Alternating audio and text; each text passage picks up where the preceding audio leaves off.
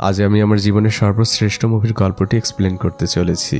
মুভির নাম heaven is beneath mother's feet, অর্থাৎ মায়ের পায়ের নিচে সন্তানের বেহেশত। এই কয়েকটি সেকেন্ড যারা দেখলেন, বিশেষ করে মুসলিম ভাই বোনেরা, আমি আপনাদের কাছে অনুরোধ করছি, যারা এই গল্পটি শোনেননি বা মুভিটি দেখেননি, দয়া করে আপনার সামনের কয়েকটি মিনিট আমাকে ভিক্ষা দিন। বিশ্বাস করুন, এটা জীবন বদলে দেওয়া এক গল্প। আর যদি গল্পের শেষে আপনাদের মনে হয় আপনাদের সময় নষ্ট করেছি, কমেন্ট বক্স খোলা থাকলো আপনাদের জন্য, যা ইচ্ছা বলে যেতে পারেন। আর এভাবে আমি কখনোই কোনো মুভির ইন্ট্রো দেইনি, কারণ মুভিটি আমাকে অনেক কাঁদিয়েছে, অনেক বেশি কাঁদিয়েছে। আর হয়তো মুসলিম হিসেবে আপনিও কাঁদবেন। তো কথা না বাড়িয়ে চলুন মুভির মূল গল্পে যাওয়া যাক। পাহাড়ে ঘেরা সুন্দর একটি দেশ কিরগিস্তান। বাইরে ফজরের আজান হচ্ছিল। গ্রামের শিশুটা তখন ঘুমাচ্ছিল। চারদিকে পাখির কলরব, ইমাম সাহেবের সুমধুর আজানের ধ্বনি পৌঁছে যাচ্ছে গ্রামের প্রত্যেকটি কণায়। একজন বৃদ্ধ মহিলা নামাজ আদায় করছিল। নামাজ শেষে সে দোয়া করছে, হে মহান আল্লাহ, আপনার দরবারে লাখো কোটি শুকরিয়া। আপনার কাছে শুধু একটাই ফরিয়াদ, আমার মৃত্যুর পর আমার ছেলেটাকে যেন কষ্ট পেতে না হয়, আমিন। আর এরপরেই মুভির নাম লেখা ওঠে, heaven is beneath mother's feet, অর্থাৎ মায়ের পায়ের নিচে সন্তানের বেহেশত। এই বৃদ্ধ মহিলাকে আমরা দাদি বলবো। তিনি এই মুভির অন্যতম প্রধান চরিত্র। দাদি উঠেই সকালে নাস্তা তৈরিতে ব্যস্ত। সে তার ছেলেকে ডাক দেয়, বলে, আদিল ওঠো। ভোরে ওঠা মানুষদের আল্লাহ সাহায্য করেন। এরপর দাদি আসেন তার ছেলের কাছে। তারপর সে তার ছেলের মাথায় হাত বুলিয়ে দিতে দিতে বলেন, তুই কত লাকি, আল্লাহ তোকে কত ভালোবাসে, তুই সরাসরি জান্নাতে যাবি। আদিল বলে, মা আমি সত্যি জান্নাতে যাব? আদিলের মা বলে, হ্যাঁ। আদিল তখন বলে, মা তুমি জান্নাতে যাবে না? আদিলের মায়ের মুখটা চুপসে যায়। তিনি ধীর গলায় বলেন, আল্লাহ ভালো জানেন। আদিল তখন অভিমান করে বলে, মা আমি তোমাকে ছাড়া জান্নাতে যেয়ে কি করব? তুমি জান্নাতে না গেলে আমিও যাব না। আদিলের মা বলে, বোকা ছেলে, চল তোর জন্য রুটি বানিয়েছি। আদিল খুশি মনে যেয়ে নাস্তা করতে বসে। তখন বাইরে থেকে একটি ছেলে আদিলকে খেলার জন্য ডাক দেয়। এই ছেলেটির নাম সামির, সে আদিলের বেস্ট ফ্রেন্ড। সামিরের মন খারাপ। দাদি জিজ্ঞেস করে, তুমি সকালে নাস্তা করেছো? সামির প্রথমে বলে, হ্যাঁ। দাদি বলে, মিথ্যে বলো না, আসো আদিলের সাথে নাস্তা করতে বসো। সামির তখন খুশি মনে যে নাস্তা করতে বসে, কারণ সে সকাল থেকে আসলে কিছুই খায়নি। আদিল আর সামির একটি গাছের নিচে শুয়ে শুয়ে গল্প করছিল। আপনারা নিশ্চয়ই এতক্ষণে বুঝে গিয়েছেন, আদিল কোনো স্বাভাবিক মানুষ না, সে বোকাশোকা একজন মানুষ। জন্মগতভাবে তার আর 5টা মানুষের মতো বোধ শক্তি নেই। তাই তো দাদি ভোরবেলা আদিলকে বলছিল, তুই সরাসরি জান্নাতে যাবি, কারণ মহান আল্লাহ এসব মানুষের কোনো হিসেব নিবেন না। এদিকে সামিরের মা মক্কায় থাকে, সেখানেই কাজ করে, আর সামির এখানে তার ফুফুর সাথে থাকে। দুজনই শুয়ে শুয়ে তাদের মায়ের প্রশংসা করছিল। এরপর গ্রামের সকল বাচ্চারা মিলে একসাথে লুকোচুরি খেলে। আদিল ওখানে সকল বাচ্চাদের থেকে অনেক বড়, কিন্তু অন্য সকল ছোট ছোট বাচ্চা আদিলকে সবসময় বকাঝকা করতে থাকে। কিন্তু আদিল সারাদিন এই বাচ্চাগুলোর সাথেই ঘুরে বেড়ায়। তারা একসাথে বাদাম খায়। এরপর পরন্ত বিকেলবেলা তারা ফুটবল খেলতে আসে। 2 ভাগে ভাগ করা হয়। শুধু বাকি থাকে আদিল। তাকে কোনো দলই নিতে রাজি না, কারণ সবাই জানে আদিল বোকা মানুষ, তাকে দলে নিয়ে কোনো লাভ নেই। তখন সামির এসে বলে, আদিলকে না নিলে সেও খেলবে না। তখন বাধ্য হয়ে একটি গ্রুপ আদিলকে নেয়। সে এখন গোলকিপার। ফুটবল খেলা শুরু হয়। আদিল গোলের সামনে দাঁড়িয়ে আছে। হঠাৎই সে একটি প্রজাপতি দেখতে পায়, আর সহজ সরল আদিল সেই প্রজাপতির পেছনেই ঘুরতে থাকে। এই সুযোগে গোল হয়ে যায়। তখন একটি ছেলে এসে আদিলকে অনেক বকাঝকা করতে থাকে। সে আদিলকে মারার জন্য শাসাতে থাকে। আদিল ভীত গলায় বলতে থাকে, মারামারি করা ঠিক না। তখন আদিলের সামনে এসে দাঁড়ায় সামির। তখন ওই ছেলেটি সামিরকে বলে, তুই আমার সাথে মারামারি করবি আদিলের জন্য? সামির বলে, দরকার হলে তাই করব। পাশ থেকে সবাই উৎসাহ দিতে থাকে। দুজনে মারামারির প্রস্তুতি নিতে থাকে। ঠিক তখনই গ্রামের মসজিদে মাগরিবের আজান দেয়। সামির আদিলকে বলে, আজান দিয়ে দিয়েছে, আমাদের এক্ষুনি নামাজে যেতে হবে। অন্য বাচ্চারা তখন পিছন থেকে বলছিল, তোরা ভয় পেয়ে চলে যাচ্ছিস। সামির তখন আদিলকে বুঝায়, আমি ভয় পাইনি, সবকিছুর আগে নামাজ। মসজিদে নামাজ শেষে সবাই হাত তুলে দোয়া করছে। সামিরও আল্লাহর কাছে বলে, আল্লাহ তুমি আমাকে আমার মায়ের কাছে নিয়ে যাও, আমি মক্কায় আমার মায়ের কাছে সব সময় থাকতে চাই। নামাজ শেষ হয়। ইমাম সাহেব সবার উদ্দেশ্যে বয়ান দিচ্ছিলেন। আল্লাহ প্রত্যেক সামর্থ্যবান মানুষের উপরে হজ ফরজ করেছেন। আমাদের প্রিয় নবী হযরত মুহাম্মদ সাল্লাল্লাহু আলাইহি সাল্লাম বলেছেন, যদি কেউ উত্তম নিয়তে হজ পালন করে, মহান আল্লাহ তাকে জান্নাত দান করবেন। ইমাম সাহেব সকলের উদ্দেশ্যে নবীজির বর্ণনা করা একটি ঘটনা বলতে থাকেন। একটি ছেলে তার মায়ের সন্তুষ্টি পাওয়ার জন্য ঘোড়ায় করে হজ পালন করতে রওনা হয়েছিল। তখন পায়ে হেঁটে যাওয়া লাগতো, কিন্তু পথের মধ্যেই তাদের ঘোড়াটা মারা যায়। তখন ছেলেটি তার মাকে পিঠে করে হজ পালন করিয়েছিল। আল্লাহ তাদের দুজনের জন্য জান্নাত কবুল করেছিলেন। আদিল পেছনে বসে এই ঘটনা শুনছিল। পরদিন সকালবেলা আদিল সামিরের বাসায় আসে। সামির তখন দোতলার উপরের একটি ঘরে বসে ড্রয়িং করছিল। সে আদিলকে ইশারায় চুপ থাকতে বলে। সামির আদিলকে তার করা ড্রয়িং দেখাচ্ছিল। এর মধ্যে সামিরের ফুফু নিচে আসে। সে সে সামিরকে অনেক বকাঝকা করতে থাকে আর তার মায়ের নামে অনেক বদনাম করতে থাকে। সে এক্ষুনি ছাগলগুলোকে দুধ খাওয়াতে বলে। সামির আদিলকে বলছিল, আমি আমার মাকে নিয়ে পায়ে হেঁটে হজ করতে যাব। আমরা যেদিকে নামাজ পড়ি এখান থেকে সরাসরি সেদিকে হাঁটা শুরু করব। তাহলে একসময় আমরা মক্কায় পৌঁছে যাব, কারণ মাকে নিয়ে পায়ে হেঁটে হজ করতে গেলে আমি আর মা দুজনেই জান্নাতে যাব। তখন আদিল সামিরকে বলে ওঠে, মাকে নিয়ে পায়ে হেঁটে হজ করতে গেলে মা জান্নাতে যাবে? সামির বলে, হ্যাঁ হুজুর তো তেমনই একটি গল্প বলল। আদিল সাথে সাথেই দৌড় দেয় আর সে মা বলে বলে চিৎকার করতে থাকে।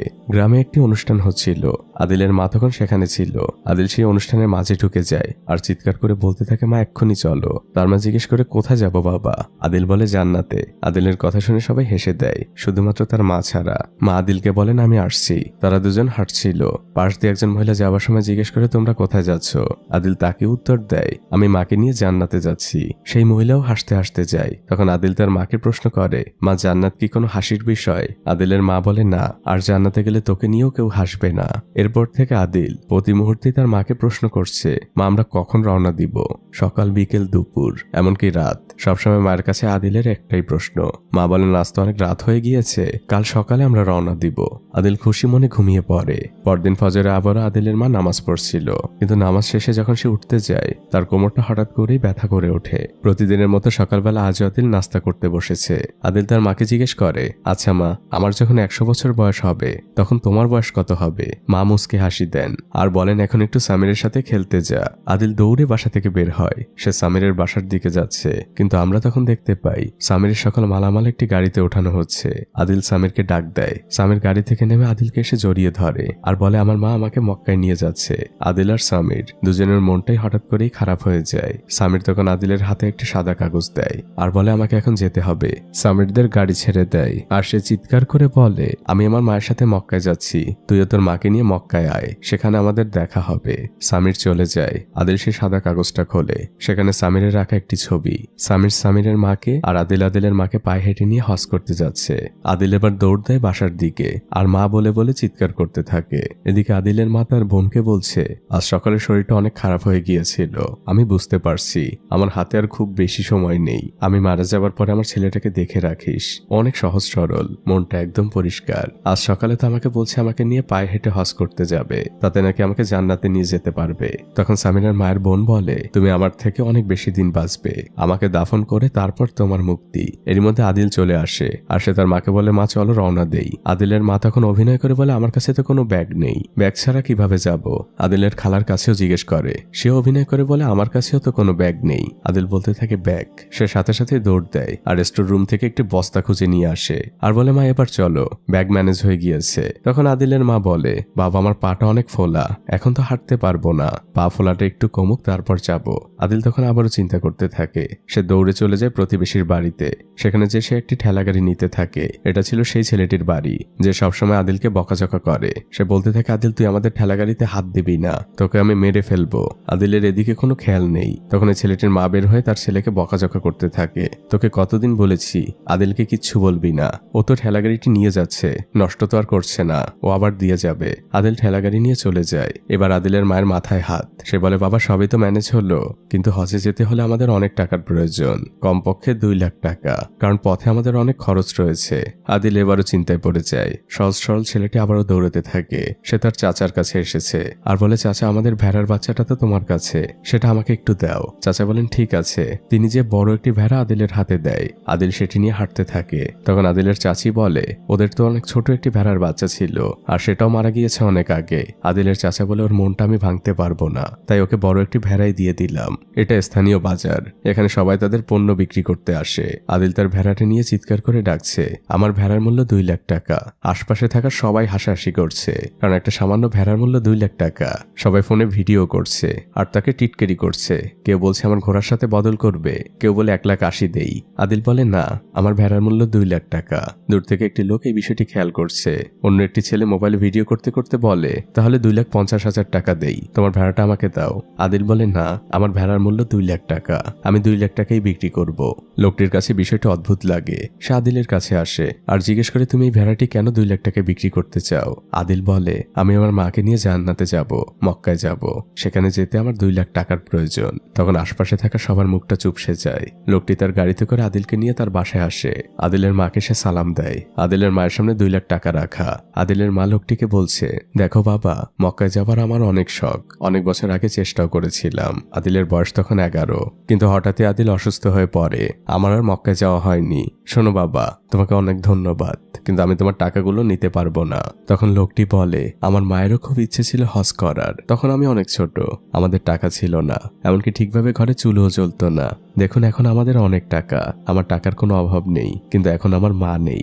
আপনার ছেলে আদিল অনেক ভালো একজন মানুষ, আপনি ওর মন ভাঙবেন না, টাকাটা আপনি রাখুন আর আমার জন্য দোয়া করবেন। দাদি তেমন কিছুই বলে না, তিনি হাত উঁচু করে বলেন, আল্লাহ তোমার মনের সকল আশা পূরণ করুক। আদিল লোকটির গাড়িতে বসেছিল, তখন লোকটি আদিলের কাছে আসে আর বলে, তোমাদের সাথে আমাকে হজে নিবে?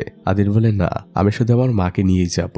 আদিল গাড়ি থেকে নেমে যায়। আদিল দৌড়ে এসে তার মাকে বলে, মা এখন চলো আমরা রওনা দেই। আদিলের মা এবার আদিলকে বোঝায়, দেখো বাবা, মক্কা অনেক দূর, তুমি যে পায়ে হেঁটে বাজারে যাও তার থেকে হাজার হাজার গুণ বেশি দূরে অবস্থিত, পায়ে হেঁটে যাওয়া সম্ভব না, বরং এই টাকাগুলো আমরা কোনো গরিব দুঃখীকে দিয়ে দিব, তাদের অনেক উপকারে আসবে।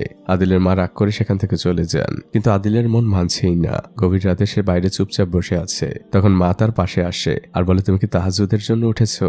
আদিল আকাশের দিকে তাকিয়ে আছে আর সে তার মাকে বলে, মা আমি তোমাকে ছাড়া জান্নাতে যেয়ে কি করব? তোমাকে ছাড়া আমি জান্নাতে যেতে চাই না। আদিলের মা বলে, আমার আর চিন্তা বাড়াস না, চল এখন ঘুমোতে চল। পরদিন সকাল হয়, আদিলের মা বাজারে যাচ্ছিল, তখন এলাকার কিছু লোক আদিলের মাকে টিটকিরি করে বলে, এই যে হাজী সাহেবের মা, ভালোই তো ব্যবসা শুরু করেছেন। আদিলের মা তখন রেগে যায়, এভাবে কেন কথা বলছো? তখন লোকটি বলে, হজে যাওয়ার কথা বলে 10,000 টাকার ভেড়া 2 লাখ টাকায় বিক্রি করছেন, ব্যবসা তো ভালোই। আদিলের মা তখন বলে, আমরা কোনো ব্যবসা করছি না, আমরা হজেই যাব, এবং সেটা তোমাদের সবার চোখের সামনে দিয়ে। পরের দৃশ্যে আমরা দেখতে পাই আদিলের মা তাদের ঘরে তালা মারছেন, তিনি সত্যি সত্যি হজের উদ্দেশ্যে রওনা হয়েছেন। তিনি তার বোনকে বলে, আমি আদিলের মন ভাঙতে দিব না, গ্রামের মানুষ ওকে নিয়ে হাসি ঠাট্টা করুক তা আমি চাই না, যতদূর যেতে পারি যাব, তারপর যেখানে বাধা আসবে সেখান থেকে ফিরে আসব। আদিলের খালা দোয়ার জন্য হাত তোলেন, আদিলও সাথে সাথে এসে মোনাজাত ধরে, আর এরপর শুরু হয় তাদের যাত্রা। গ্রামের লোকরা এখনো বিশ্বাস করতে পারছে না এই দুজন মানুষ পায়ে হেঁটে হজে যাচ্ছে, সবাই অবাক চোখে তাকিয়ে আছে। আদিলের এক বন্ধু এসে আদিলকে একটি ম্যাপ দেয় আর বলে, এটা তোর কাজে লাগতে পারে। আদিলের মা নিজের কাছে ম্যাপটি রেখে দেয়। লোকজন অবাক হয়ে তাদের দিকে তাকিয়ে আছে, কিছু লোক এসে টাকা দিচ্ছে আর বলছে আমার জন্য দোয়া করবেন। তারা এখনো গ্রাম থেকে বের হয়নি, আর এরপর শুরু হয় সেই ফাইনাল যাত্রা মক্কার উদ্দেশ্যে। তারা গ্রাম থেকে বের হয়ে হাইওয়ে ধরে হাঁটছে, দিনরাত সমানেই আদিল হেঁটে চলেছে, পাহাড় জঙ্গল সবকিছু ভেদ করে। এখনো তারা কিরগিস্তানেই। এভাবে রাত নেমে আসে আর সকাল হয়। 2 দিন পরে তারা উজবেকিস্তানের বর্ডারে পৌঁছায়। বর্ডারে তখন অনেক ভিড়। আদিলের মা ভাবে হয়তো এখান থেকে তাদের ফিরে যেতে হবে, কিন্তু আমরা দেখতে পাই তারা খুব সহজেই ইমিগ্রেশন পার হয়ে গিয়েছে, তাদের কেউ বাধা দেয়নি। আদিলের অনেক ক্ষুধা লেগেছে, আর এটা তাদের জন্য নতুন দেশ উজবেকিস্তান। আদিল আর তার মা একটি রেস্তোরাঁয় খেতে বসেছে। আদিলের মা আদিলের জন্য উজবেক পোলাও অর্ডার করে আর নিজের জন্য শুধুমাত্র 1 কাপ চা। তিনি টাকা বাঁচিয়ে চলতে চাচ্ছেন। আদিল খুব তৃপ্তি নিয়ে পোলাওগুলো খায়। তারপর তারা আবারও পথ চলতে শুরু করে। উজবেকিস্তানের সুন্দর সুন্দর মসজিদের সামনে দিয়ে চলছে তারা। সুন্দর সাজানো গোছানো একটি শহর। পথের মধ্যেই তারা মাঝে মাঝে রুটি কিনে খাচ্ছে। তখন এক রুটির দোকানদার বলে, আপনাদের কাছে তো কিরগিস্তানের টাকা, কিন্তু এখানে তো উজবেকিস্তানের টাকা চলে, আপনি ব্যাংক থেকেই টাকাগুলো পরিবর্তন করে নিন। আদিলের মা আদিলকে একটি রাস্তার পাশে থামায় আর বলে, আমি কিছু টাকা ভাঙিয়ে নিয়ে আসি, তুমি এখানেই আমার জন্য অপেক্ষা করো। আদিলের মায়ের টাকার বান্ডিলটা পাশে দাঁড়িয়ে থাকা একজন লোক দেখে ফেলে। আদিলের মা সেখান থেকে চলে গেলে লোকটা আদিলের কাছে আসে আর সে আদিলকে বলতে থাকে, আমার মেয়ে অনেক অসুস্থ, আপনি দয়া করে আমাকে সাহায্য করুন। আদিল বলে, আপনার সাহায্য লাগবে? কেমন সাহায্য? লোকটি বলে, টাকা পয়সা লাগবে, তার চিকিৎসার জন্য অনেক টাকা লাগবে। আদিল বলে, টাকা আছে তো? টাকা আছে। আদিল টাকার বান্ডিলটি বের করে আর লোকটির হাতে দিয়ে বলে, এখানে টাকা আছে। লোকটি আদিলকে ধন্যবাদ বলে। আমরা বুঝতে পারি লোকটি তো প্রতারক। সে আদিলকে বলে, আপনি এখানে অপেক্ষা করুন, আমি ফিরে আসবো। এটা বলে লোকটি সেখান থেকে চলে যায়। কিছুক্ষণের মধ্যে আদিলের মা একটি রুটি নিয়ে ফিরে আসে। আদিল রুটিটি খাচ্ছিল আর তার মা ঠেলাগাড়িতে টাকাগুলো খুঁজছিলেন। তিনি আদিলকে জিজ্ঞেস করেন, টাকাগুলো কোথায়? আদিল বলে, টাকাগুলো তো আমি চাচাকে দিয়ে দিয়েছি, তার মেয়ে অসুস্থ, তার টাকাগুলো লাগবে। আদিলের মা বলে, এটা তুই কি করেছিস? কোন চাচা? নিশ্চয়ই প্রতারকের হাতে পড়েছিস। আদিল বলে, চাচা বলেছে ফিরে আসবে। আদিলের মা বলে, মিথ্যে বলেছে, কেউ ফিরে আসবে না। আদিল বলে, মা মিথ্যে বলা তো মহাপাপ, চাচা মিথ্যে কেন বলবে? আদিলের মা তখন আক্ষেপ নিয়ে বলে, আমি মারা যাওয়ার পরে তুই যে কি করবি? মানুষ তো তোকে শুধু ঠকাবে। আদিল বলে, মা ঠকানো কি জিনিস? আদিল বলে, মা দেখো চাচা আসবে, দুপুর গড়িয়ে সন্ধে হয়ে গিয়েছে। আদিল এখনো সেই লোকটির জন্য অপেক্ষা করছে। তার মা একসময় বলে, দেখ কেউ আসবে না, আমাদের ফিরে যেতে হবে, টাকা ছাড়া বর্তমান দুনিয়ায় কিছুই চলে না। তখনই মাগরিবের আজান দেয়। আদিলের মা নামাজ পড়ছিলেন, তার পাশে অন্য একজন মহিলা কাঁদছিল আর আল্লাহর কাছে দোয়া করছিল আর আল্লাহকে বারবার শুকরিয়া জানাচ্ছিল। নামাজ শেষে আদিলের মা মেয়েটিকে জিজ্ঞেস করে, কি হয়েছে মা? মেয়েটি বলে, আল্লাহ আমার অনেক বড় একটি সমস্যার সমাধান করে দিয়েছেন, তাই তার কাছে শুকরিয়া জানাচ্ছি। এরপর তারা দুজন কথা বলতে থাকে। আদিলের মা জানায় তারা হজ করতে যাচ্ছে, তাও আবার পায়ে হেঁটে। দৃশ্য পরিবর্তন হয়। আমরা একটি অসুস্থ বাচ্চাকে দেখি, যার দাদি বলছে, আমরা তোমাকে কালই উন্নত চিকিৎসার জন্য নিয়ে যাব, দেখো তুমি ঠিক হয়ে যাবে। এরই মধ্যে সেই লোকটি ঘরে প্রবেশ করে, যে লোকটি আদিলের কাছ থেকে টাকা নিয়েছিল। শেষে তার বাবাকে বলে, আমি ওই লোকটিকে খুঁজে পাইনি। তার হাতে একটি খাবারের থলে। তখন ওই লোকটির বাবা বলে, আমরা ওই ভালো মানুষটির কোনো প্রতিদান দিতে পারলাম না। এরই মধ্যে সেই মেয়েটি ঢোকে। শেষে বলে, আমার একজনের সাথে কথা হলো, তারা পায়ে হেঁটে হজে যাচ্ছে। যদি আমরা ওই লোকটিকে না পাই, আমরা এই খাবারগুলো এদেরকে দিতে পারি। বিষয়টি আপনারা নিশ্চয়ই বুঝতে পেরেছেন। ওই লোকটির মেয়ে আসলে অসুস্থ ছিল, টাকাগুলো তার ভীষণ প্রয়োজন ছিল। সেই টাকাগুলো আদিল দিয়েছিল। আর এই লোকটি সত্যি সত্যি খাবার নিয়ে আদিলের কাছে গিয়েছিল, কিন্তু সে আদিলকে পায়নি। তখন ওই লোকটির বাবা বলে, খাবারগুলো আমি নিজ হাতে ওনাদেরকে দিব। তিনি খাবার নিয়ে বের হন। আসলে রিজিক এমনই, যার জন্য যেটা বরাদ্দ সেটা যেভাবেই হোক না কেন তার কাছেই যাবে। উজবেক পোলাও খেয়ে দাদি অনেক ধন্যবাদ জানান। খাবারটা খুবই সুস্বাদু ছিল। লোকটি বলে, আপনারা তো পায়ে হেঁটে হজে যাচ্ছেন, তা কোন পথ দিয়ে যাচ্ছেন? আদিলের মা বলে, আমরা তুর্কিমেনিস্তানের বর্ডার হয়ে যাব। লোকটি বলে, আমিও সাইকেল চালিয়ে হজ করেছি, কিন্তু এভাবে গেলে পথ কম হতে পারে। কিন্তু তুর্কিমেনিস্তানের জন্য আলাদা ভিসার প্রয়োজন আর অনেক টাকারও, আর সেই সাথে অনেক সময়। আপনারা এক কাজ করুন, আপনারা কাস্পিয়ান সাগর পাড়ি দিন ফেরিতে করে, তারপর তুর্কি হয়ে সিরিয়ায় পৌঁছাবেন। পথ একটু বেশি হলেও এভাবেই আপনারা যেতে পারবেন। তখন আদিলের মা হতাশ হয়ে বলে, কতদূর যেতে পারবো জানি না, এমনি আমরা আমাদের টাকাগুলো হারিয়ে ফেলেছি, হয়তো ফিরে যেতে হবে। তখন লোকটি বলে, দেখুন, যদি আপনার মধ্যে কনফিউশন থাকে, যদি আল্লাহর উপর কম ভরসা থাকে, তাহলে ফিরে যান। আর যদি মনে করেন আল্লাহ রাস্তায় পা বাড়িয়েছি, আপনার ইচ্ছাশক্তি যদি দৃঢ় হয়, তাহলে দেখবেন প্রতিটা পদক্ষেপে আল্লাহ আপনাকে সাহায্য করবে। আপনি ভোরবেলা ফজরের নামাজ পড়ে আল্লাহর নাম নিয়ে বেরিয়ে পড়ুন।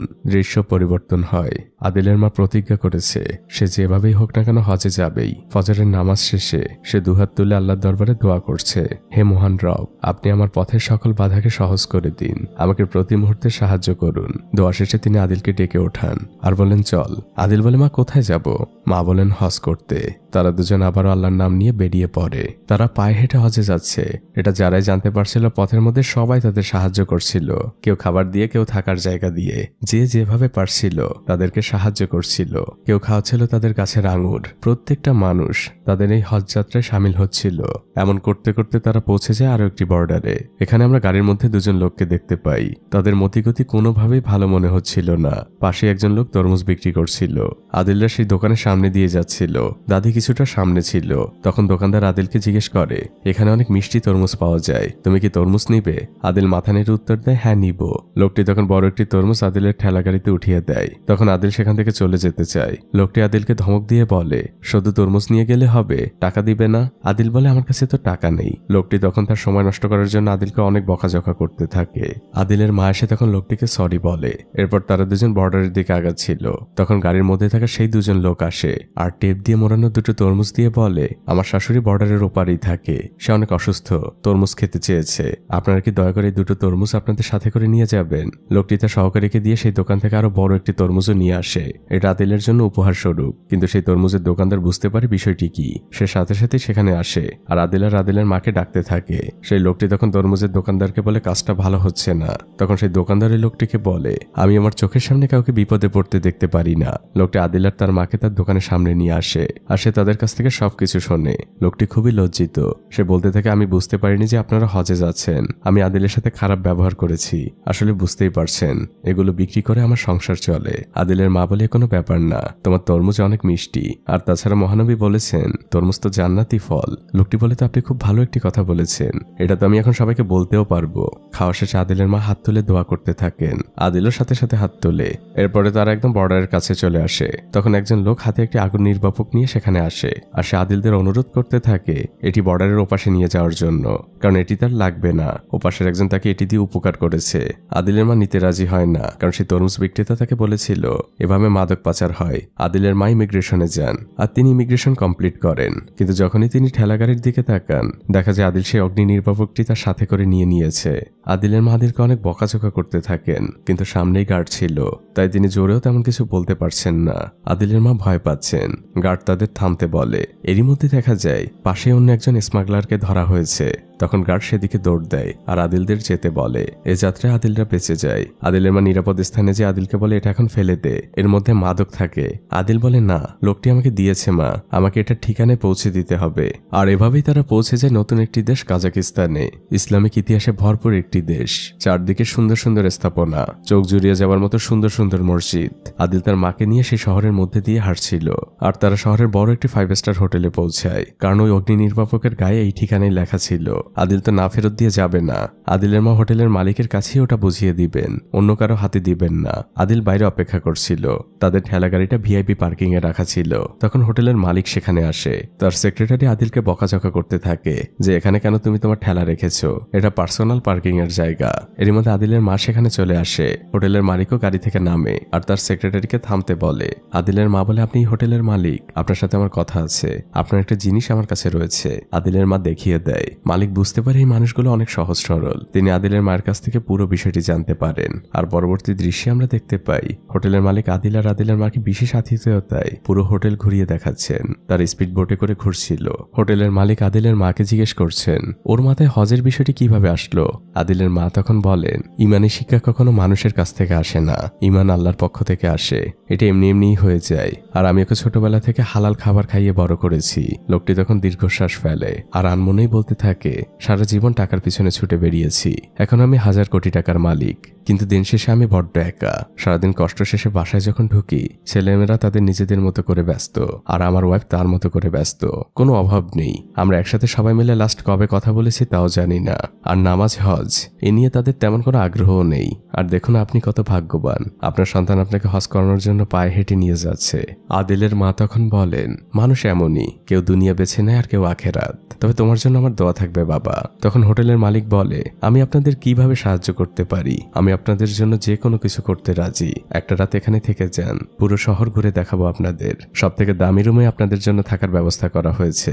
দাদি বলে, কিছুর দরকার নেই বাবা, আমার ছেলে এই পরিবেশে বড় হয়নি, বরং আমরা রওনা দিলে আমাদের পথ কমবে। দৃশ্য পরিবর্তন হয়। মরুভূমির মাঝ দিয়ে আদিল তার মাকে নিয়ে রওনা হয়েছে। ছেলেটা ঘামে একদম ভিজে গিয়েছে, তারপরও সে এক মনেই হেঁটে চলেছে।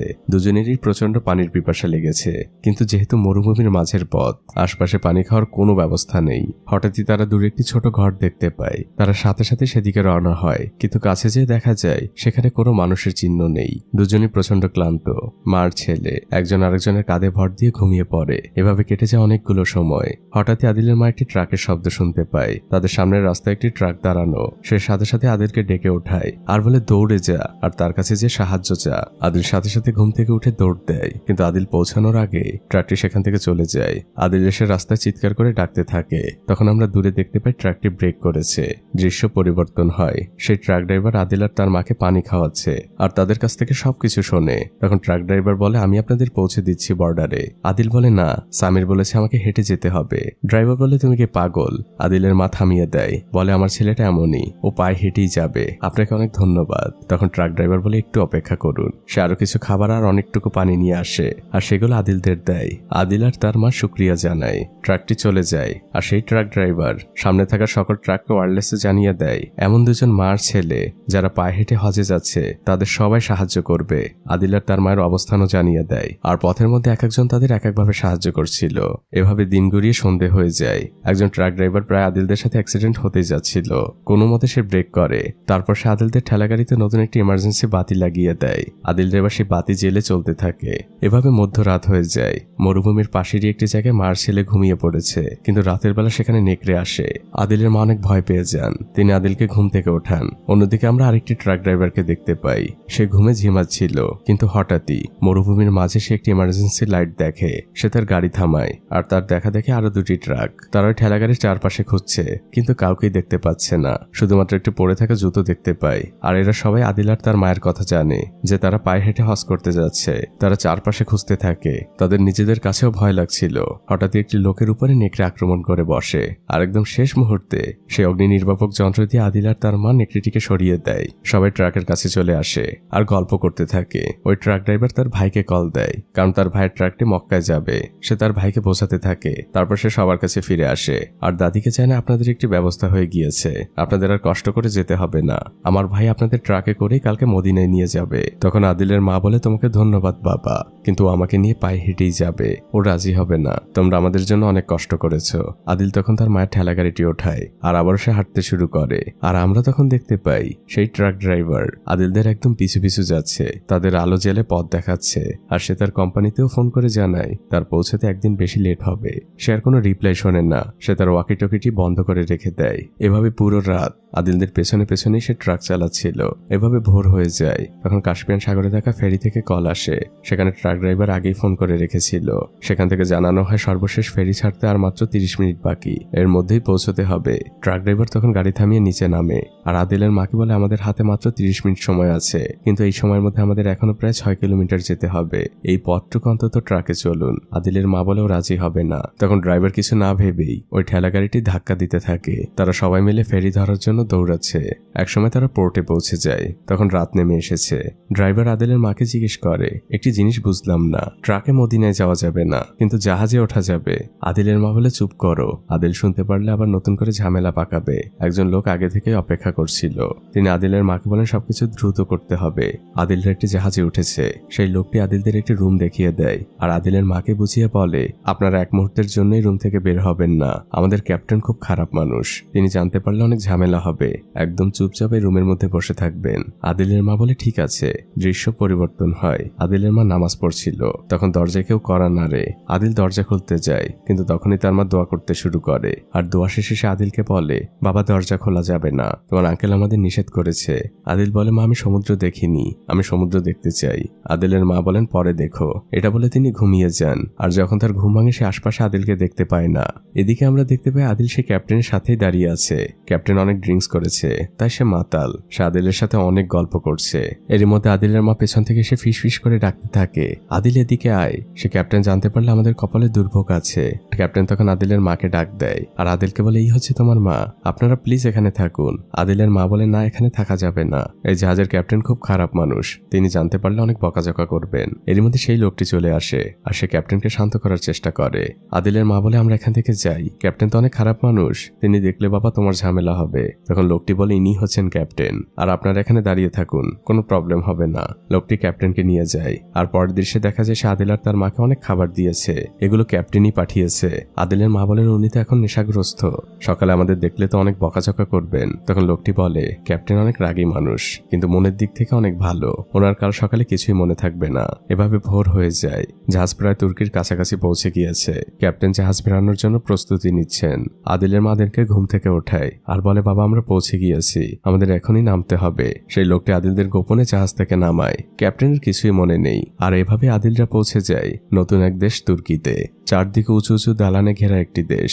আদিল তার মাকে নিয়ে একটি পার্কের মধ্যে দিয়ে হাঁটছিল। তার পাশ থেকে একটি বাচ্চা দৌড়াচ্ছিল। আদিলও তাকে অনুসরণ করছিল। পথের মধ্যে আদিলের মা আদিলকে থামতে বলে যে আমার শরীরটা ভালো লাগছে না, আমি একটু হাত মুখটা ধুয়ে নেই। এদিকে আদিল তখন দূর আকাশে একটি ফায়ার বেলুন দেখতে পায়। সে তার পেছনেই ছুটতে থাকে। এদিকে আদিলের মা তখন বলে, বাবা আমার হাতটা একটু ধর। ততক্ষণে আদিল চলে গিয়েছে অনেক দূরে। আদিলের মা পানিতে পড়ে যান। আশপাশের মানুষ তাকে ধরে নিয়ে হসপিটালে চলে যায়। এদিকে আদিল পথ হারিয়ে ফেলেছে। সে শহরের এদিকে ওদিকে ঘুরতে থাকে, কিন্তু সে সেই পার্কটি খুঁজে পাচ্ছে না। কিন্তু অনেকটা খোঁজাখুঁজির পর সে সেই পার্কে পৌঁছায়। আর পৌঁছানো মাত্রই সে চিনতে পারে পার্কটি। সে সাথে সাথে দৌড়ে চলে যায় তার ঠেলাগাড়ির কাছে, যেখানে সর্বশেষ তার মাকে দেখেছিল। কিন্তু আশপাশে কোথাও তার মা নেই। আদিল তখন পানির মধ্যে তার মায়ের হাতের আংটিটি দেখতে পায়। সে সাথে সাথে নেমে পানি থেকে আংটিটি ওঠায়। আদিলের দিকে আশপাশে সবাই তাকিয়েছিল। পরের দৃশ্যেই দেখা যায় একজন পুলিশ সদস্য আদিলের মায়ের খবর নিচ্ছে। তখন ওপাশ থেকে জানানো হয় তাকে সরকারি হসপিটালের মর্গে রাখা হয়েছে। পুলিশ অফিসারের মুখটা চুপসে যায়। তিনি এই কথা কিভাবে আদিলকে বলবেন যে তার মা মারা গিয়েছে। পুলিশ অফিসার তার গাড়িতে করে আদিলকে নিয়ে সে হসপিটালের সামনে আসে। আর সে সেই মর্গের দরজা দিয়ে টোকা দিতে থাকে। একজন ডক্টর তখন বের হয়। তিনি তার সহকারীকে ডাক দেন। তখন সে ভদ্রমহিলা এসে জানায় ওনার মা তো মারা যায়নি, উনি স্ট্রোক করেছিলেন। উপরে কেবিনে ভর্তি আছে, মারা গিয়েছে অন্য একজন মহিলা। পুলিশ অফিসারের সাথে সাথে আমিও স্বস্তির নিঃশ্বাস ফেলি। আদিলের মায়ের জ্ঞান ফিরে এসেছে। আদিল তার রুমে ঢোকে। মা তখন আদিলকে বলে, তুই কোথায় গিয়েছিলি? তোকে না কতবার বলেছি অচেনা শহরে আমাকে ছেড়ে কোথাও যাবি না। আদিল লজ্জা পাচ্ছে। আদিলের মা তখন আদিলকে পাশে বসতে বলে আর বলে, বাবা আমার তোকে কিছু কথা বলার আছে, আমি অনেক বড় একটি পাপ করেছি। আদিল তখন বলে, মা পাপ করা তো খুব খারাপ কাজ, আল্লাহ তো পাপ করতে নিষেধ করেছে। আদিলের মার কথা আগান না। তিনি বলেন, বাবা ঠেলা গাড়ি থেকে আমার গরম কাপড়গুলো নিয়ে আয়। আদিল সেদিকেই যায়। পরের দৃশ্যে দেখা যায় আদিলের মা রেডি হচ্ছেন। তখন ডক্টর সেখানে আসে আর বলে, আপনি এটা কি করছেন? আপনি এখনই যেতে পারবেন না। তখন আদিলের মা ডক্টরকে বলে, দেখুন আমি বুঝতে পারছি, আপনিও জানেন আমিও জানি আমার হাতের সময় খুবই কম রয়েছে, আপনি আমাকে প্লিজ বাধা দিবেন না। আমার ছেলের জন্য হলেও আমাকে চেষ্টা করতে হবে। তারা আবারও রওনা হয়ে যায়। বড় রাস্তা ধরে তারা এগোচ্ছে। জঙ্গল পাহাড় অনেক পথ পাড়ি দিচ্ছে। দিন গড়িয়ে রাত, আবার রাত শেষে দিন হয়, কিন্তু আদিলের চলা এক মুহূর্তের জন্য থেমে থাকে না। এদিকে আমরা একটি শুটিং ইউনিটকে দেখতে পাই। তুর্কির একটি সিনেমার শুটিং হচ্ছিল, কিন্তু সেখানে নতুন ইন্টার্ন করতে আসা অ্যাসিস্ট্যান্ট খুবই উদ্বিগ্ন, কারণ এই মুভির নায়ক এখনো আসেনি। সে তার উপরের কর্মকর্তাকে জানায়। সে ইন্টার্নকে অনেক বকাঝকা করতে থাকে। তারপর সে তার উপরের কর্মকর্তাকে জানায়। এভাবে একজন থেকে আরেকজন। সবারই শেষমেশ একটি কথা, 1 ঘন্টার মধ্যে একজন অভিনেতাকে খুঁজে বের করতেই হবে, নাহলে সকলের চাকরি শেষ। সবাই চিন্তায় পড়ে যায়। মুভির অন্যান্য দৃশ্যে শুটিং চলছিল। হঠাৎই তার মাঝে ঢুকে যায় আদিল আর তার মা। শুটিং এর লোকজন তাদের সরিয়ে দেয়। আর পরবর্তী দৃশ্যে আমরা দেখতে পাই সেই ইন্টার্ন আর তার বস, তারা দুজন মিলে আদিল আর তার মায়ের সাথে কথা বলছে। তারা তাদের খাবারও খেতে দিয়েছে। আর পাশে বসে থাকা একজন ট্রান্সলেটরের মাধ্যমে তারা জেনে নিয়েছে সবকিছু। তখন শুটিং এর লোক আদিলের মাকে রিকোয়েস্ট করতে থাকে আদিল যেন তাদের এই মুভিতে একটু অভিনয় করে দেয়, এটা তাদের জন্য অনেক উপকার হবে। কিন্তু আদিল রাজি হয় না। তখন ট্রান্সলেটর আদিলের মাকে বুঝিয়ে বলে। আদিলের মা বলে, আমি আমার ছেলেকে বোঝাচ্ছি। আদিলের মা তার ছেলেকে বোঝায় মানুষ সাহায্য চাইলে তাকে সাহায্য করতে হয়। শুরু হয় মূল মুভির সেই শুটিং। আদিল সেই মুভিতে অভিনয় করছে। আর তার চরিত্রটাও ছিল এমন, অন্য একটি রাজ্যের রাজা যে কিনা বোমার আঘাতে মানসিক স্মৃতি হারিয়ে ফেলেছে। আর আদিল তো ন্যাচারালি এমন। তার অভিনয় দেখে পরিচালকও কেঁদে দেয়, কিন্তু পরিচালক এখনো জানে না যে আদিল আসলে এমনই। সে সবার অনেক প্রশংসা করতে থাকে যে এমন অভিনেতা সে লাইফে কখনো দেখেনি। শুটিং শেষে আবারও আদিলদের খেতে দেওয়া হয়। সেই অ্যাসিস্ট্যান্ট আদিলের মাকে রিকোয়েস্ট করছে, আপনারা এখানে থেকে যান, ভালো ভালো অভিনয়ের ব্যবস্থা করে দিব, অনেক টাকাও পাবেন আপনারা, আর ভালো ভালো থাকার জায়গাও পাবেন। আদিলের মা বলে, বাবা আমরা হজের জন্য বেরিয়েছি, আর ওটাই আমাদের শেষ গন্তব্য। তখন সেই অ্যাসিস্ট্যান্ট বলে, আমার ভাই ইস্তাম্বুলের একজন ইমাম, আমি তাকে ফোন করে বলে দিব আপনারা যাওয়ার পথে সে আপনাদের অবশ্যই সাহায্য করবে। আদিলের মা শুকরিয়া জানায় আর ছেলেটির জন্য দোয়া করে। আর আদিল তো সবসময় কেউ দোয়া করলে সাথে সাথেই হাত তোলে। দৃশ্য পরিবর্তন হয়। আদিলরা রওনা হয়ে গিয়েছে ইস্তাম্বুলের উদ্দেশ্যে। তারা পৌঁছে যায় মসজিদের শহর ইস্তাম্বুলে, যেখানে হায়া সোফিয়া অবস্থিত। সমুদ্রের পাশে বসে আছে মা আর ছেলে। আল্লাহর অপরূপ এই সৌন্দর্যে তাদের চোখ যেন জুড়িয়ে যাচ্ছে। রাতের বেলা তারা সেই ইমামের সাথে দেখা করে। তিনি হাতে আরবিতে একটি চিঠি লিখে দেন আর আদিলের মায়ের হাতে দিয়ে বলে, সিরিয়ায় এখন যুদ্ধ চলছে, সেখানে খুবই বিপজ্জনক, ওরা আমার কিংবা আপনার ভাষা বোঝে না, ওদেরকে এই চিঠিটি দেখাবেন, হয়তো আপনাদের উপকারে আসলেও আসতে পারে। আদিলের মা ধন্যবাদ দেয়। আর এরপর তারা বেরিয়ে পড়ে সিরিয়ার বর্ডারের উদ্দেশ্যে। সিরিয়া থেকে বেশিরভাগ মানুষই তুর্কিতে ঢুকছিল, শুধুমাত্র আদিল আর তার মা সেদিকে যাচ্ছে। একজন গার্ড তাদেরকে চেকপোস্টে থামায়। সে তাদের পাসপোর্ট চেক করছে। তারপর সে তার ভাষায় আদিলের মাকে বলছে, আপনাদের তো ভিসা নেই আর ট্রানজিট পাসও নেই। আদিলের মা তো বুঝতে পারে না। সে মাথা নেড়ে বলে ধন্যবাদ। আদিল ভেতরে ঢোকার জন্য হাঁটা দেয়। তখন গার্ড তাকে চিৎকার করে থামতে বলে। সে বন্দুক তাক করে আছে। আদিলের মা তখন সেই চিঠিটি খুঁজছিল। গার্ড উদ্বিগ্ন হয়ে পড়ে। সে বলে, হাত উঁচু করুন, না হলে এক্ষুনি গুলি করে দিব।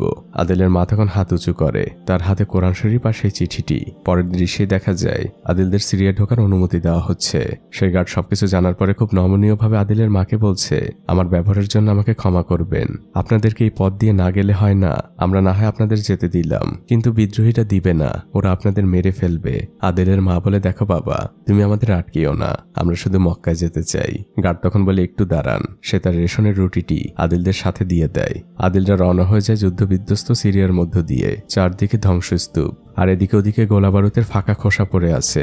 মানুষের সেখানে কোনো চিহ্ন নেই। তারা কয়েকটি সিরিয়ার গ্রামের মধ্যে দিয়েও যায়। সেখানের স্থানীয় মানুষরাও তাদের সাহায্য করে, রাতের বেলা থাকার জায়গা দেয়। পথের মধ্যে অনেক চেকপোস্ট পার হয় তারা। সিরিয়ার সৈনিকরা তাদের সাথে ছবি তোলে আর বলে, আমাদের দেশটা এমন ছিল না, আপনারা মক্কায় যে আমাদের জন্য দোয়া করবেন। তারা স্মৃতি হিসেবে একটি ছবি আদিল আর তার মাকে দিয়ে দেয় আর দেখিয়ে দেয় এর পরের পথটা কিভাবে পাড়ি দিতে হবে। এভাবে তারা পথ চলতে থাকে। মরুভূমির মধ্যে দিয়ে যাচ্ছে তারা। বাইরে ঝড় উঠেছে। এরই মধ্যে ছোট একটি কুটির দেখতে পায়। সেখানে মিটমিট করে আলো জ্বলছে। সামনে বসে থাকা লোকটি তাদের দেখে চিৎকার করে, বলে এখানে কেন এসেছেন? এখানে কিচ্ছু নেই, এখানে কেউ নেই। আদিলের মা তখন তার হাতের চিঠিটি উঁচু করে ধরে আর লোকটিকে সালাম দেয়। তারপর দৃশ্য চলে আসে সেই লোকটির ঘরের ভেতরে। লোকটি আদিল আর তার মায়ের জন্য চা বানিয়েছে। আদিলের মায়ের কাছে চিনি ছিল। লোকটি সেগুলোকে একদম হীরার মতো করে স্পর্শ করে আর বলতে থাকে, লাস্ট কবে চিনি দিয়ে চা খেয়েছি আমার মনে নেই। লোকটি আদিলদের সকল কথা শুনছিল। ঠিক তখনই আমরা দেখতে পাই দেয়ালের ওপাশ থেকে কেউ এদিকে লক্ষ্য রাখছে। আমরা একটি চোখ দেখতে পাই, যে চোখটি শুধুমাত্র ওখানে বসে থাকা লোকটি দেখে। লোকটি ইশারায় আদিলদের ঘুমিয়ে পড়তে বলে। ঠিক ভোরবেলায় লোকটি তাড়াহুড়া করে আদিলদের ঘুম থেকে ওঠায় আর বলে, আপনারা আমার সাথে আসুন। আদিলদের নিয়ে সে একটি গোপন কক্ষে যায় আর বলে, এখানে আমার ছেলে লুকিয়ে আছে, আপনারা একদমই শব্দ করবেন না।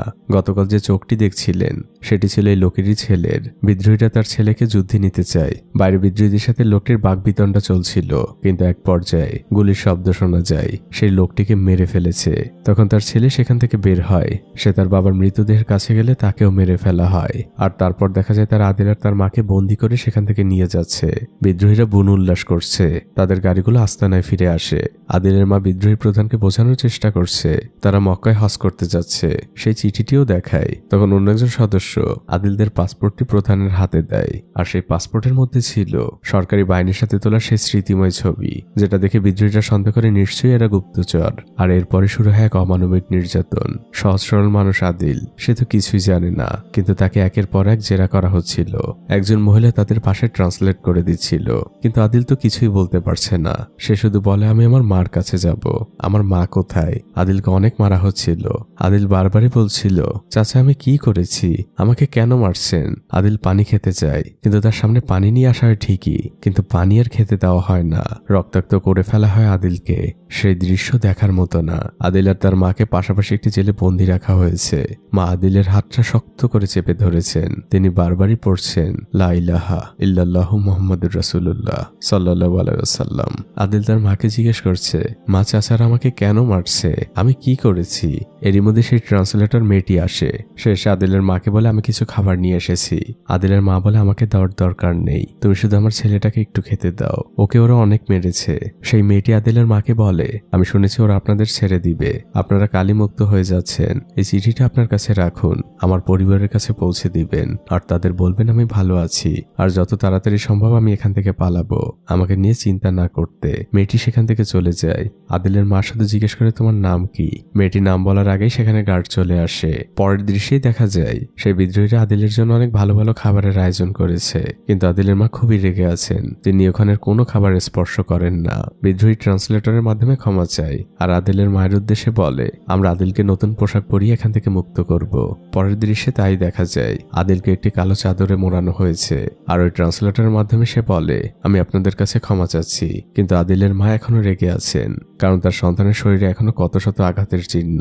এরপরেই তারা তাদের ঠেলাগাড়ি নিয়ে রওনা হয়ে যায় বর্ডারের দিকে।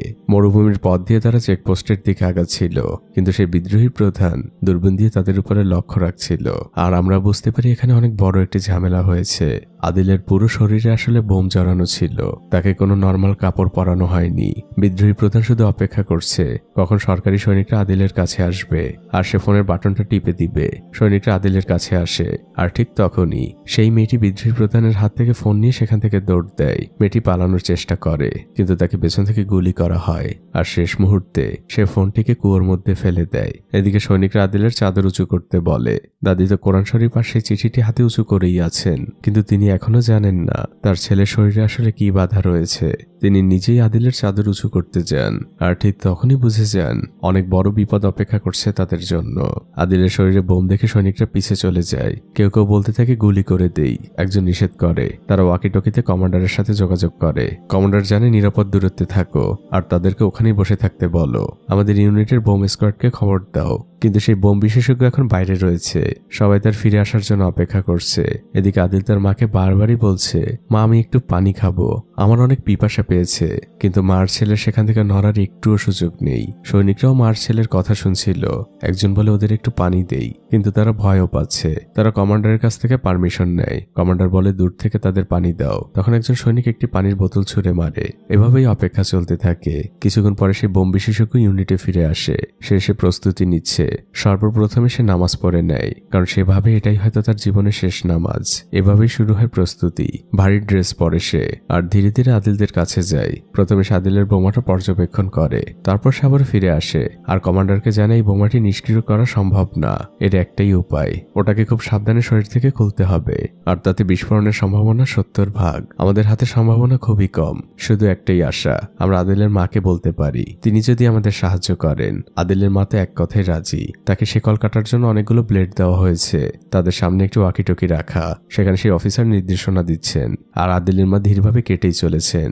বিকেল গড়িয়ে সন্ধ্যা, সন্ধ্যা গড়িয়ে রাত, আদিলের মা এখনো কেটে চলেছেন। ইউনিটের সবাই ওয়াকিটকিতে তাদের উৎসাহ যোগাচ্ছে। আদিলের মা এক মনে কাজ করেই চলেছেন। একসময় তিনি শেকলটি কেটে ফেলেন আর এক স্বস্তি ভরা কণ্ঠে জানান, আমি শেকলটি কেটে ফেলেছি। এবার সেই বোম বিশেষজ্ঞ নির্দেশনা দিতে থাকে, আপনি খুব ধীরে ধীরে ওটাকে খুলুন, একদমই তাড়াহুড়া করবেন না, খুব সাবধানে। আদিলের মা তাই করছিল। খুব সাবধানে তিনি ওই ড্রেসটি খোলেন আর পাশেই রেখে দেন। এবার বিশেষজ্ঞ নির্দেশ দেয়, আপনারা দৌড়ে এখন এখানে আসুন। আদিলের মা আর আদিল দৌড় দেয়, কিন্তু পরক্ষণেই আদিল ফিরে আসে। সে তার সেই ঠেলা গাড়িটি নিতে ভুলে গিয়েছিল। ইউনিটে থাকা প্রত্যেকটি সদস্য উল্লাস করছে, তারা যেন এক যুদ্ধে বিজয়ী হয়েছে। কমান্ডার আদিলদের অনেক আতিথেয়তা করছেন। তিনি তো আদিলদের ভাষা বোঝেন না, তাই তিনি ফোনে তার এক বন্ধুর সাহায্য নিয়েছেন। আদিলদের সাথে তিনি ওভাবেই কথা বলছেন। তিনি এতক্ষণে জানতে পেরেছেন আদিলরা মক্কায় যাচ্ছে হজ করতে, কিন্তু তিনি তার বন্ধুর মাধ্যমে জানায় এখান থেকে সামনে যাওয়া পসিবল না, তাদেরকে এখান থেকেই ফিরে যেতে হবে। আদিলের মা অনেক রিকোয়েস্ট করে, কিন্তু কমান্ডার জানায় সামনে মাইন বেছানো জমি, মৃত্যু অপেক্ষা করছে সবার জন্য, আমি পারমিশন দিব না, এটা আমার অর্ডার। মন খারাপ করে আদিল আর আদিলের মা ঘুমিয়ে পড়ে। কমান্ডারও ঘুমাচ্ছিলেন। হঠাৎই সৈনিকদের ডাকে কমান্ডারের ঘুম ভেঙে যায়। সবাই কাঁটাতারের কাছে এসেছে। কমান্ডার দ্রুত একটি দূরবীন নেয় আর আমরা সেই দূরবীনের মধ্যে দিয়ে দেখতে পাই মাইন বেছানো মাঠের মধ্যে দিয়ে মার ছেলে ছুটে চলেছে। কমান্ডারের হাত কাঁপছে, সে বারবারই পড়ছে লা ইলাহা ইল্লাল্লাহু মুহাম্মাদুর রাসূলুল্লাহ। এক মনেই সে পড়ে যাচ্ছে। আর অন্যদিকে আমরা দেখতে পাই চাকায় বেঁধে বেঁধে একের পর এক মাইন বিস্ফোরণ হচ্ছে। কোনোভাবে তারা কাটিয়ে যাচ্ছে। আদিলের মা মাথা নিচু করে আছেন। আদিল সামনের দিকে ছুটে চলেছে। ওখানে দাঁড়িয়ে থাকা প্রত্যেকটি সৈনিক দোয়া করছে, কিন্তু একসময় সবকিছু নিস্তব্ধ হয়ে যায়। কমান্ডারের চোখ পানিতে ছলছল করছিল, তার হাতগুলো শীতল হয়ে গিয়েছে। তিনি মন খারাপ করে সেখান থেকে চলেই যাচ্ছিলেন। তখন একজন সৈনিক বলে, স্যার ওই দিকে দেখুন। তিনি আবারও দূরবীনে চোখ রাখেন। মার ছেলে দুজনে হাত নেড়ে বিদায় জানাচ্ছে আর কৃতজ্ঞতা জানাচ্ছে। তারা বর্ডার পার হয়ে গিয়েছে। সবাই এক স্বস্তির নিঃশ্বাস ফেলে আর আল্লাহু আকবার বলে চিৎকার করে ওঠে। এরপর শুরু হয় মার ছেলের আবারও ছুটে চলা। তারা মরুভূমির মধ্য দিয়ে মক্কার দিকে আগাচ্ছে। অনেক পথ পাড়ি দেয় তারা। আর ফাইনালি সেই স্বপ্নের শহর, সেই পবিত্র শহর যার জন্য এত কষ্ট, তারা মক্কায় পৌঁছে যায়। দাদি মিটিমিটি করে তার চোখ দুটো খোলেন। এজন্য চোখের জন্য এক অন্যরকম শান্তি। নিজের চোখেই যেন তিনি বিশ্বাস করছেন না। তারা পৌঁছে গিয়েছে কাবা ঘরের একদম কাছাকাছি। আর একটি গলির মধ্যে হঠাৎই আদিল বলে ওঠে, দেখো মা ওই যে চাচা। আর আমরা তখন দেখতে পাই সেই লোকটিও হজ করতে এসেছে, যে তাদের 2 লাখ টাকা দিয়ে সাহায্য করেছিল। তিনি আদিলদের বলেন, আমি তো আমার চোখকে বিশ্বাসই করতে পারছি না। আপনারা পায়ে হেঁটে পৌঁছে গিয়েছেন মক্কায়, এজন্য এক স্বপ্ন। এখন থেকে আপনাদের আর কোনো চিন্তা নেই। আল্লাহর রহমতে এখন আমি আপনাদের সকল খেয়াল রাখবো। আপনারা আমার সাথেই থাকবেন। আর পরবর্তী দৃশ্যে আমরা দেখতে পাই হজের কার্যক্রম শুরু হয়ে গিয়েছে। লক্ষ লক্ষ হাজির সাথে আদিল আর তার মাও এহরামের কাপড় জড়িয়ে হেঁটে চলেছেন কাবার দিকে। চারদিকে মহান আল্লাহর গুণগান। শুরু হয় আদিল আর তার মায়ের হজ পালনের শুরু। কিন্তু হঠাৎই আদিলের মা অসুস্থ হয়ে পড়েন। তাকে হসপিটালে নেওয়া হয়। বিশেষ কেয়ার নেওয়া হচ্ছে তার। সেই লোকটি তখন আদিলের মায়ের কাছে আসে। আদিলের মা তখন ধীর গলায় জিজ্ঞেস করেন, আরাফার ময়দানে না গেলে তো আমার হজ কবুল হবে না। লোকটি মাথা নেড়ে উত্তর দেয়, হ্যাঁ। আদিলের মা বলে, আমাকে আরাফার ময়দানে যেতেই হবে। লোকটি বলে, আমি ব্যবস্থা করছি। 2 জন নার্স আপনার সাথে দেওয়া হবে। আর পরবর্তী দৃশ্যে আসে চোখের এক অন্যরকম শান্তি। 2 জন নার্স সহ আদিল আর তার মা পৌঁছে গিয়েছে আরাফার পাহাড়ের উপরে। দাদির সাথে সাথেই বসে পড়েন আর আকাশের দিকে 2 হাত উঁচু করে ধরেন। শুরু হয় তার দোয়া। তার গ্রামের একটি লোকও বাদ যায় না। সামির থেকে শুরু করে গ্রামের প্রত্যেকটি লোকের জন্য তিনি দোয়া করেন। পথে আসতে যারা যারা তাদের সাহায্য করেছে, দাদি একজনকেও ভুলে যান না। প্রত্যেকের জন্য আল্লাহর দরবারে দোয়া করেন তিনি। দিন গড়িয়ে বিকেল হয়ে গিয়েছে। লক্ষ লক্ষ হাজি আরাফার ময়দানে সমবেত হয়েছেন। চারদিকে এক শান্তির সুঘ্রাণ। রাত নেমে এসেছে। সবাই যে যার মতো করে কোরআন তেলাওয়াত করছে। দাদিও সেখানে বসে আছেন। আদিল তার মায়ের পা স্পর্শ করে নিচেই বসে আছে। আদিলের মা আদিলকে বলে, তোকে আমার এখন কিছু কথা বলতেই হবে, এখনই সময়। এরপরে সময় পাবো কিনা জানি জানি না। আদিল বলে কি কথা মা? তখন সেই নার্স দুজন আসেন আর আরবিক ভাষায় বলেন এখন আপনাকে যেতে হবে। তখন সেই লোকটি এসে দাদিকে বোঝায় আপনাকে ফজর পর্যন্ত আরাফার ময়দানে থাকতে হবে না, আপনি এখন যেতে পারেন। দাদি মাথার ইশারায় সম্মতি জানান। আর পরবর্তী দৃশ্যে দেখা যায় সেই হৃদয় ছোঁয়া মুহূর্ত, কোটি মুসলমানের স্বপ্ন, আমার স্বপ্ন। হজের মূল কার্যক্রম শুরু হয়ে গিয়েছে। হাজিরা তাওয়াফ করছে। সেই লাখ লাখ মানুষের মধ্যে রয়েছে আদিল আর তার মা। মাকে আদিল পিঠে নিয়েছে আর পিঠে নিয়েই তাওয়াফ করছে। এই দৃশ্যটি কখনো ভোলার না। হজ শেষ হয়, দাদি আর আদিল পাশেই বসে আছেন। দীর্ঘক্ষণ তারা দুজন কাবা ঘরের দিকে তাকিয়ে আছে। দৃশ্য পরিবর্তন হয়। আমরা আদিলের মায়ের মুখে অক্সিজেন মাস্ক দেখতে পাই। আদিল তার মায়ের পাশেই বসে আছে। সে তার মাকে বলছে মা এখন তো আমরা দুজন একসাথে জান্নাতে যেতে পারবো। আদিলের মা কাঁপা কাঁপা হাতে তার মুখের মাস্কটি খোলেন আর আদিলকে বলেন সোনা মানিক আমার, আজকে তোকে এত বছরের জমানো সেই কথাটি বলি, আমি আসলে তোর আসল মা না। আদিল বলে মা আসল মা কি? তখন আদিলের মা বলতে শুরু করে সালটা ছিল 1989। তারও 20 বছর আগে আমার বিয়ে হয়েছিল, কিন্তু আমার কোনো সন্তান হয়নি। তাই 20 বছর পরে আমার স্বামী আমাকে ছেড়ে দেয়। আমি গ্রামে ফিরছিলাম স্টেশনে ট্রেনের অপেক্ষায়। তখন পিছন থেকে একজন ফর্সা মহিলা আসলো আর সে তার কোলের বাচ্চাটিকে আমার হাতে দিয়ে বলে আপনি প্লিজ ওকে একটু ধরুন, আমি এক্ষুনি আসছি। তারপর সে চলে গিয়েছিল। আর কথা উল্টে আমি যখন তোকে প্রথম দেখেছিলাম আমার মনটা একদম ওলটপালট হয়ে গিয়েছিল। আমি তোকে নিয়ে স্টেশনে হাঁটতে শুরু করলাম। অনেক কাঁদছিলি তুই, কোনোভাবেই থামানো যাচ্ছিল না। তোর তখন তোর আসল মায়ের প্রয়োজন ছিল, কিন্তু এভাবে সময় কাটতে থাকে, তোর মায়ের কোনো খোঁজ নেই। আমি তোকে মিথ্যে দুধ খাওয়ানোর অভিনয় করলাম যাতে তোর কান্নাটা থামে, কিন্তু এভাবে 3 দিন অপেক্ষা করেছিলাম আমি স্টেশনে, কিন্তু তোর মা ফিরে আসেনি। তাই ভাবলাম হয়তো আল্লাহ তোকে আমার জন্য পাঠিয়েছে। কোনো কিছু না ভেবে তোকে নিয়ে উঠে গেলাম গ্রামে ফেরার ট্রেনে। ঠিক তখনই জানালার বাইরে দেখি তোর মা অপেক্ষা করছে, তোকে চারদিকে খুঁজছে। প্রচন্ড হিংসে হলো আমার। এই 3 দিনে তোকে বড্ড বেশি ভালোবেসে ফেলেছিলাম। আমি চাইনি তোকে ফেরত দিতে, তাই লুকিয়ে রেখেছিলাম তোকে। চলে এসেছিলাম এই গ্রামে। আমি অনেক বড় একটি পাপ করেছিলাম, জানি না আল্লাহ আমাকে ক্ষমা করবে কিনা, কিন্তু আজ তোকে জানিয়ে গেলাম আমি তোর আসল মা না, তোর আসল মা অন্য কেউ। আদিল বলে আমার অন্য কোনো মায়ের দরকার নেই, তুমি আমার মা, আমি তোমাকে ভালোবাসি। আদিলের মা বলে আমিও তোকে অনেক ভালোবাসি রে। আদিলের মা মুস্কি হাসি দেন আর বলেন বাবা আমি এখন একটু বিশ্রাম নেই। আদিল বলে ঠিক আছে মা। সে তার মায়ের কম্বলটি টেনে দেয় আর বাইরে বসে অপেক্ষা করতে থাকে। আর পরবর্তী দৃশ্যে আমরা দেখতে পাই আদিলের মায়ের মুখের উপরে কাফনের কাপড়টা টেনে দেওয়া হচ্ছে। তিনি দুনিয়ার মায়া ত্যাগ করে চলে গিয়েছেন। আদিল এখনো জানে না মৃত্যু মানে কি। সে এখনো তার মায়ের সাথেই আছে। তার মাকে যেদিকে নিয়ে যাওয়া হচ্ছিল আদিলও তার সাথে সাথে যাচ্ছিল। আদিলের মাকে মক্কায় দাফন করা হয়। সেই লোকটি আর আদিল বসে দোয়া করছিল। দোয়া শেষে আদিল জিজ্ঞেস করে চাচা এখন কি মা জান্নাতে যাবে? লোকটি বলে ইনশাল্লাহ। আদিল বলে মা আমাকে সবসময় বলতো আমিও জান্নাতে যাব। লোকটি বলে হ্যাঁ, তোমার উপর আল্লাহর বিশেষ এক রহমত রয়েছে, তোমার হিসেব অনেক সহজ। আদিলের চোখ বেয়ে পানি পড়ছে। সে বলে চাচা আমাকে কত অপেক্ষা করতে হবে জান্নাতে যে মাকে দেখার জন্য? সহজ সরল এই মানুষের কথায় চোখের পানি আটকে রাখা বড্ড কঠিন। আদিল চোখের পানি মুছতে মুছতে বলে আমি কালী গ্রামে চলে যাব। দৃশ্য পরিবর্তন হয়। আদিল তার ঠেলাগাড়িতে অনেকগুলো জমজম কূপের পানি নিচ্ছে। সেই লোকটি এসে জিজ্ঞেস করে এত পানি দিয়ে কি করবে? আদিল বলে আমার গ্রামের মানুষদের জন্য। লোকটি আদিলের হাতে বিমানের টিকিট দেয় আর বলে তোমাকে এখন আর কষ্ট করে ফিরতে হবে না, তুমি আরামেই ফিরতে পারবে আর খুব কম সময় লাগবে। আদিল বলে না, আমি পায়ে হেঁটে এসেছি, পায়ে হেঁটেই ফিরে যাব।